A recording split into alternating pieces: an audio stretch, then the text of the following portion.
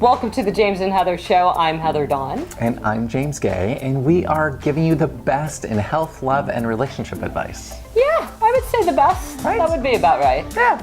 And today we're talking about commitment phobic. Oh yeah. Dating the emotionally unavailable person. Who ever heard of such a thing? I've never dated anyone emotionally unavailable. Have you? No. Everybody I date was emotionally available, on par, communicative. Best relationships I ever had. That's why I'm married. Oh, I'm not.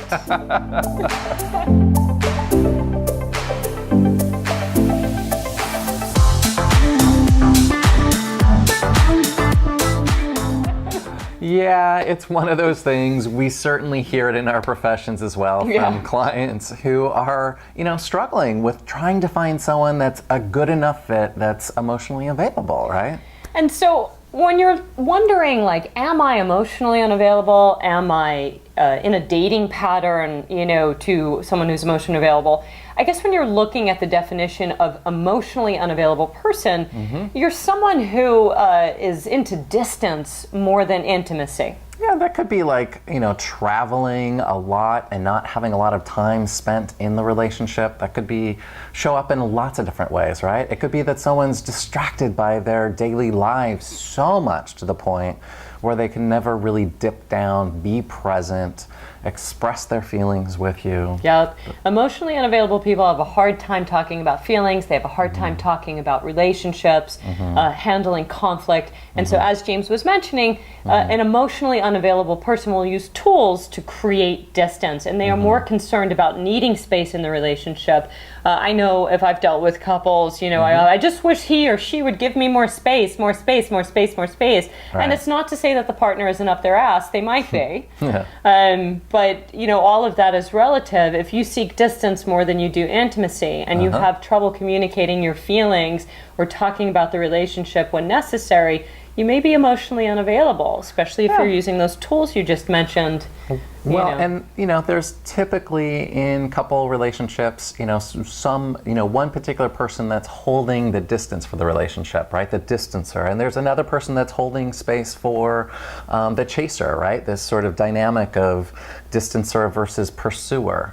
And yet, what we're talking about is to a larger extreme, right? Where there isn't enough sort of reciprocity, where there's so much distance and emotional sort of aloofness or coldness at times, or just benign, that there's no real felt sense of being together as a couple. Which of course causes the person who would like to have more intimacy to feel alone, to feel rejected. Maybe abandoned at times. Exactly. And so, the we dynamic, of course, is always a very difficult dynamic to work with. But if you have two people invested in the relationship, it's a journey worth doing well. So again, if you think that you might be an emotionally unavailable person, or you might be dating one, remember that on more times than not, they're trying to create distance than they are trying to create intimacy, having a hard time talking about feelings of the relationship, and they use tools to create space: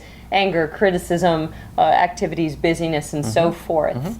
And again, it's important to notice here that we all have needs for space at times, right? This is not healthy space. Right. We also all have needs, right? So oftentimes the emotionally unavailable person will sort of project or sort of blame the person that has emotional needs as being too needy, which is another way of saying that they're not interested in taking care of those needs or addressing those needs, right? A lot of decoding. And then once you've discovered if you are an EUP, an emotionally unavailable person. Oh, I like that. Yeah. Or that maybe you're dating one, you have to start to ask yourself, especially if you find yourself dating them a lot, because usually what happens is everything is based on patterns. The way our brain learns, the way we communicate, the way we do. We have our same routines when we're with ourselves, and we get into patterns when we're with people we're dating or in intimate relationships with. We are habituated creatures, aren't we? Exactly. And so, you may find that you 9 times out of 10 are sort of, for lack of a better word, he hates when I use this word loosely, addicted to. Habituated to. Thank you. I told you you don't like when I use that word. Not clinical addiction, but really drawn towards the same repeating patterns. How's that? Wow, that works. So, you may find yourself repetitively dating, habitually dating, somebody who's emotionally unavailable. And so if that's the case, you would continuously find yourself in a cycle of dating and breaking up and never getting your intimacy needs met, which of course gets back to what we said. You'd wind up feeling alone, depressed, unimportant, rejected more often than not just in one relationship, but if you were to actually get back and look, you'd be like, oh man, that was my last 3 relationships, right? Well, and this is, what in psychological terms we call repetition compulsion, where we are sort of repeating the same sort of patterns in a way. It's meant so that we can actually learn and face and do things different, but oftentimes it's like just beating ourselves over the head with the same hammer, right? Exactly. That and it sounds can painful. feel, right? It is painful. It's emotionally painful to be constantly attracted to someone who's not able to meet your emotional needs and be present with you for a relationship. So there's oftentimes this happens because, or if you're finding yourself in this repeating pattern, there's often secondary gains. And what I mean by that is you're usually getting something out of it, otherwise you wouldn't be doing it. Correct. Right? Assuming that your awareness level is kind of high. And this gets us to sort of the next part of this, which is discovering what drives you, which is what James is getting into with those secondary gains, or else it's just lack of awareness, something I was just talking about. Which could be, just to kind of pivot there, that there's, oftentimes we're not aware of what we're not aware of, right? That's our unconscious, right? So we might have these unconscious drives keeping us in these repeating patterns, even if out loud and consciously we're like, why am I doing this? This is hurtful, it's painful. Why do I keep finding myself in these situations? So your job is to find out what are these unconscious driving forces lending itself to this sort of pattern. Exactly. And what James is talking about, this is a difference between, say, cognition and embodiment, for example, which is something I talk a lot about if you've ever taken a yoga therapeutic class with me or meditation, which is what is it I'm most aware of? Like cognition is being like, man, I keep dating the same person. I think I'm caught up in this behavior. And you're suffering the physical and emotional pain that you feel is the thing you actually want to look towards. Lean into. Yes, because that's where you're going to discover the pattern. Yeah. Your thought is going to turn the pilot light on and be like, awareness, look at this. This is the 3rd time we've dated this type of thing. Right. And then you look to the suffering. Suffering is a horrible thing to have to go through, but it can really be an amazing thing to take you through change so that you stop doing it so that you can be happier, right? So as he said, lean into it. So discover what drives you. If you are an emotionally unavailable person or you keep dating emotionally unavailable people, what drives you to distance and what drives you to keep dating this type of person? Right, and one of those secondary gains, one of the reasons why you do it might be that you get a lot of support from other people around you going, you deserve better, right? That kind of validation from everyone but the person that you're dating or in relationship with. Yep. So that victim sort of mentality, there can be a lot of power in that. There can be a lot of recognizing, I do deserve to be treated better. And yet I'm getting all that reinforcement from others besides the person I'm with. It's kind of like when you were sick and when you were a kid, right? Mom and dad or whoever your caretakers were would let you go on and playing, and then you all of a sudden, if you had good caretakers, and you'd get all this extra attention, say from school, and there was a reinforcement to be sick, right? And the same type of patterns can play out in our intimate dating relationships. So again, if you discover, you go, I may be an emotionally unavailable person and I'm not really happy with this choice, because most emotionally unavailable people aren't really aware that they are, or if they are aware, it's not that they're happy, they just don't really know how to get out of it. Right. And then if you like dating them, it's not like it's you're just what you're used to. So when you discover what drives you, you have to start look to traumas, the way you were raised by your caretakers, what you saw, what was reinforced, what wasn't. Some people come from fear, it's just, well, I've been working my whole life, and then suddenly my biological clock is ticking, and so I don't care that they're emotionally unavailable, just get me pregnant.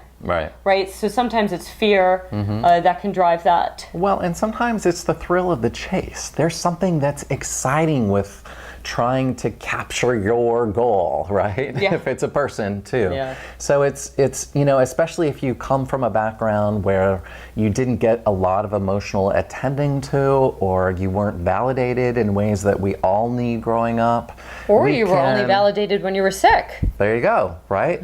We can learn to sort of seek that out in hopes that we can change the person to be more available and heal that wound to begin with. But we're choosing people oftentimes that aren't able to do that for us. Wound bonding. Yep.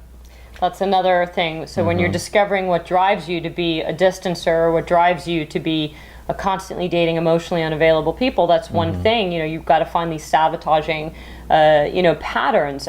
People often mistake intensity for intimacy. Sexual chemistry is off the charts, and it's like, I've barely known you and yet I feel so connected to you. No, those are hormones. Right. And it's not going to say that intimate moment won't feel great, but intimacy takes time to develop. Well, and it's oftentimes this concept of crumb love, right? Where Crumb we love. get used to just getting scraps from the table and feeling completely grateful and satiated. And again, it's that level of intensity, that up and down, that sometimes you get a kind look or word or gift, but consistently across the board, it's with someone who's not consistent enough emotionally with you. Not letting go of an ex can keep you emotionally unavailable. Holding that torch that one day they'll realize what they missed. They probably do realize. They just don't have the courage to be with you. Otherwise, they would be. Or they don't care. Or they don't care. It hurts. It's, it doesn't feel good. But most of the time I've found, though, that they do care. They just don't have the courage, or they were emotionally unavailable to begin with for reasons like being married, for an example, right? Which we'll get into some of those signs in a second. Right. But it can also be like having low self-worth, low self-esteem, right? Where you don't believe that you deserve more than what you're getting. Or you have to overcompensate and prove yourself constantly in order to feel like you're worthy of a relationship. And just plain old being addicted to. Habituated to. Your excuses and complaints more than you are to changing because of, again, the secondary gain, as James was saying earlier, validation. I can't tell you how many times I've had people be like, I know that I'm emotionally distant, but, that's just the way it is. And I'm like, well, not if you want to be in a we relationship, it isn't. Or you're going to be in a we relationship with someone who has low self-esteem enough to put up with that. Either which way, that's a dysfunctional relationship, or you're not getting your needs met.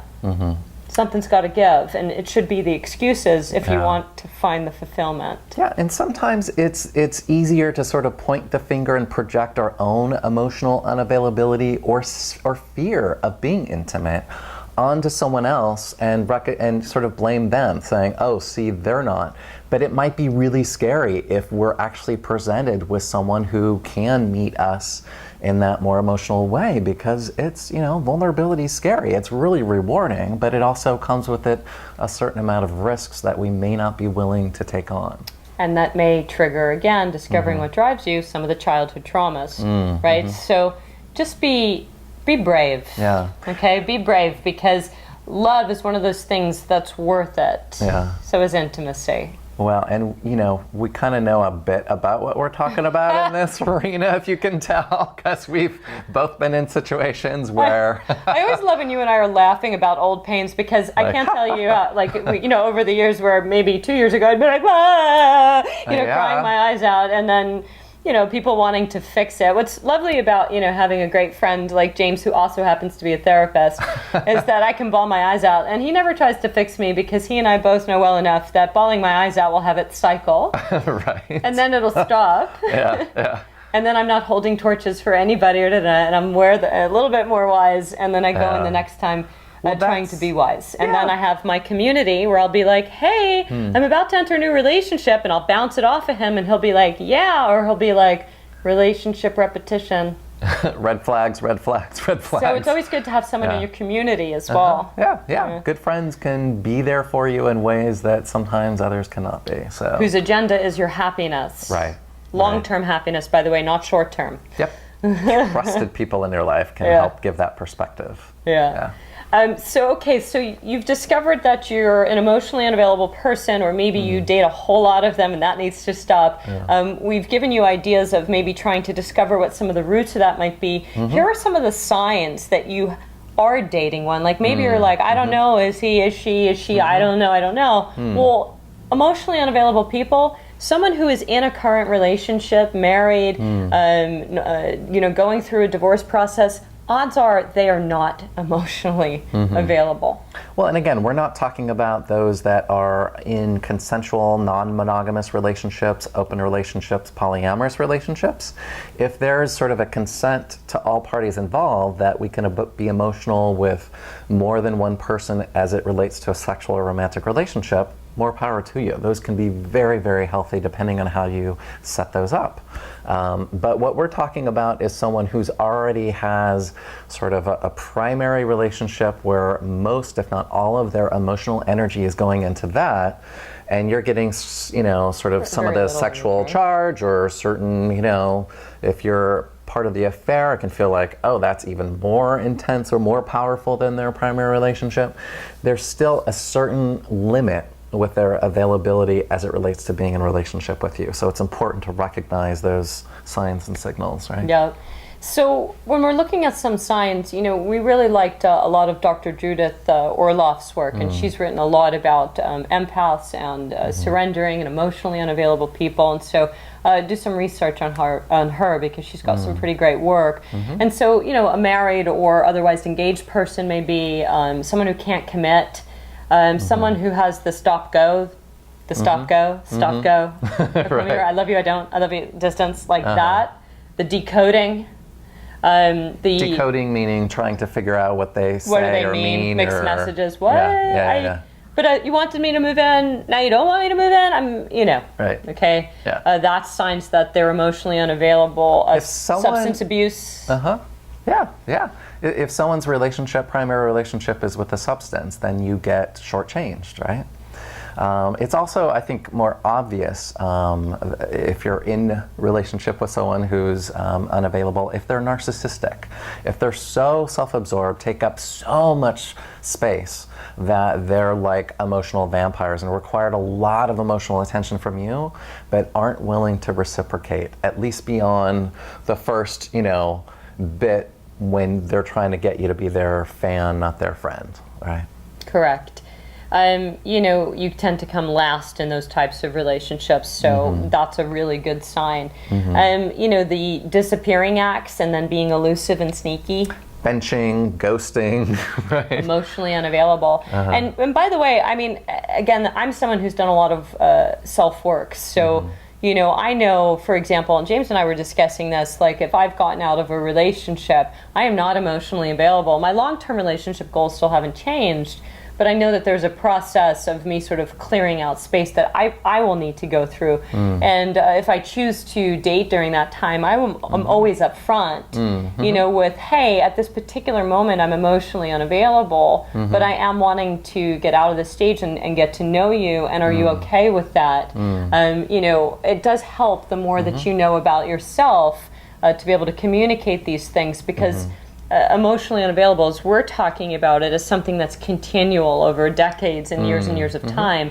But there are healthy times for that, like, for example, when you're dealing with heartache or a breakup, you should be emotionally unavailable as you sort of lick your wounds and clean up some of the mess Sometimes that's left. we need to bring that energy and be emotionally available to ourselves first, right? Yeah, exactly.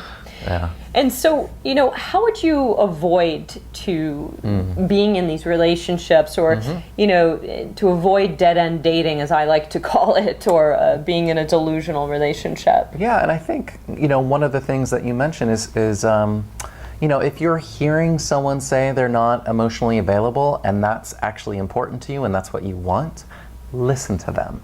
believe them. If you're seeing red flags left and right, if their behavior is consistently where they're distancing, unavailable, disinterested, all those are signs that are really, really important to pay attention to. Agreed. Very much the truth. When someone is just like, but, in a couple of months, then you get the choice if you'd like to wait that out or not. But at least you now have the choice. But he's right. Don't think that you can change them into being what you'd like them to be. Right. Sometimes you can actually ask them about their relationship history. Probably not in the first date. But I go right on the first date. Do you? Oh, yeah. You're like, I want to weed this out. Huh? Well, it's just that I want to see who they are, because I know I know just because of what I do. It's just everybody shows up as their representative. I don't. I've had to learn how to not be so honest, because people want to do more discovery. But I'm always curious as to what your dating history is, because you can learn a lot. You can learn a lot. See if there's compatibility questions. Or lack thereof. By the way, that's part of it. So how do you avoid dead-end dating? Ask questions. Get things like their history, but you're not, flipping the spotlight on, and it's not a grilling session. It's not an interrogation like our lights right now. No, right? No, it's not that. But remember, when you hear and see things, every person has a personal bias. This is a scientific fact about the way human brains work, about the way the human mind works. And you need to know that when you're listening to someone and when they're talking, you are going to have a bias. And that's important to understand, because sometimes that bias works in our favor and sometimes it doesn't. So as you're listening, just make sure you try to keep an open head and an open mind. And again, have a support group that you can bounce some things off of that you're not sure about. Friends or family or therapists. That can help to understand your bias. The other thing with the bias thing too is that oftentimes at the beginning of the relationships, dating or otherwise, we project onto the other person everything that we need and want, right? And this is a really important stage in a relationship. It's the honeymoon phase, and it can help to sort of solidify the relationship beyond the honeymoon period of time. But the tricky thing is sometimes we can do it so much to the extreme that we don't pay attention to our gut, we don't pay attention to the red flags, or we might not we might have blinders on to the things that we don't want to see because we want that relationship to be what we need it to be. So it's important to use some mindfulness, some breath work. Exactly, breathe. Give some space for yourself to recognize, okay, what is my intuition telling me here? And when your intuition is talking a little bit, don't try to rationalize when someone's like, yeah, my last 4 relationships, she did this, she did this, she did that. If you hear someone constantly blaming the other person, not taking any personal responsibility. Not taking any personal responsibility, you go, oh, I could understand that, and you're just like rationalizing it. Careful of the over-rationalization. Listen to what people say, believe them. Yeah. Believe them. Yes. You don't have to. I can't tell you. I'm so empathic that I'll be like, oh, I could understand why such and such would have, killed that rabbit, All right. And I'm sitting here, okay, fine. Let's assume you've rationalized something. See, these are experts in empathy, but it can be, it can get in the way sometimes. So you've rationalized what would be a red flag for you. Great. Do you want to date this person? That's the question, right? So mindfulness is a great technique. I love having someone I can bounce things off of. I have 2 or 3 people in my life like that. People who, again, are level-headed. We all know our friends and family by now, so make the choices wise. Right. Well, and you can always hire one of us. Exactly. A third person, that's why we get paid. right? Yeah, to hire a therapist, a coach, someone else that's going to sort of have your best interest in mind and not their own personal agenda. And, remember, if you do find yourself sort of heartbroken after a relationship, you're not a failure because the relationship failed, even if it was the last 3 for the same darn reasons. It doesn't make you a failure because a relationship fails. It takes 2 people to make that relationship. 2. So don't mix up failure, I'm a failure, with a failed relationship. They are not the same thing. Right.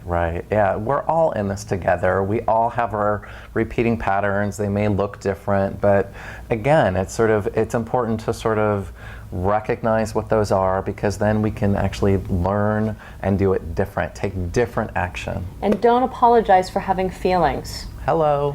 People always love to apologize, especially when you're with an emotionally unavailable person who makes you feel like you're the only one who has feelings. Right. Right. Don't have to apologize for your feelings, your needs, who you are, right? That's you can exactly want what right. you want. It may not always be the right fit, but it's important to figure that out. Exactly. Wow. So we hope that this helped you, and whether you're an emotionally unavailable person and kind of stuck in that little sabotaging pattern, or whether you keep dating the emotionally unavailable person, we know that you can make that change. Yeah, and we'd love to hear from you. You can either email us at james@thejamesandheathershow.com, or you can call us at 310-845-6095. Wait, are we at James? We're hosts at... Hosts at thejamesandheathershow.com. Sorry about that. We kind of know our email after a year and a half. All right. It's okay. Thanks for that catch. At James Heather Show on Twitter. Goodbye. Bye, everyone.